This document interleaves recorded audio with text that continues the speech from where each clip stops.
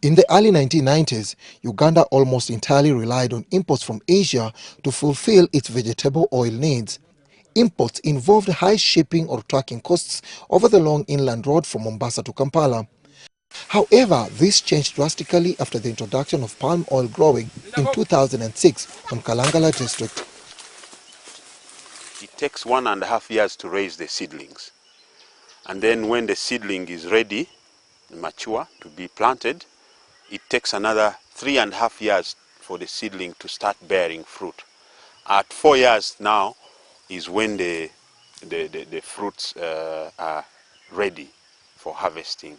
This was after a study conducted by the United Nations Food and Agriculture Organization confirmed that palm oil growing conditions in Uganda were indeed suitable for full-scale production.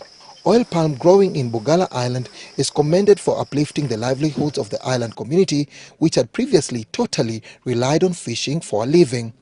Firstly, the government has supported infrastructure development in terms of roads, in terms of the ferries, in terms of the trucks that the government has afforded to the farmers to be able to transport their fruits to the factory.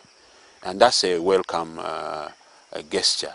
The next is the income the farmers are earning from selling the fruits. They are putting it to good use. They are able to take their children to school. They are able to fend for themselves. And their living standards have improved. Although the project encountered opposition from the public, environmentalists and politicians at its initial stages over the environmental impact of the oil palm plantations and the crude oil mill in the island, it has gradually gained support due to its respect to the environmental safeguards and socio-economic impact on the community. Politicians, technical people can lie, but those trees cannot lie.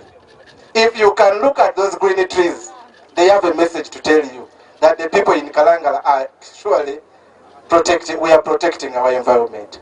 In 2006, they started with about 400 farmers, but 2011 showed a multiple of farmers coming up. Actually, we call it an influx. By now, we've registered close to 1,600 farmers. Some of the environmental safeguards include a no-ban policy and planting of cover crop as a protection measure when the palm trees are still young. We do not use a lot of chemical, and we think the methods we use, including use of cover crops, are sustainable. Of course, in any agricultural endeavor, you've got to disturb the environment to some degree. Furthermore, a 200-meter protective border along the lakeshore has been maintained to prevent siltation from soil erosion and conserve marine resources and water quality. Dennis Igoa, UBC News, in Kalangala Island.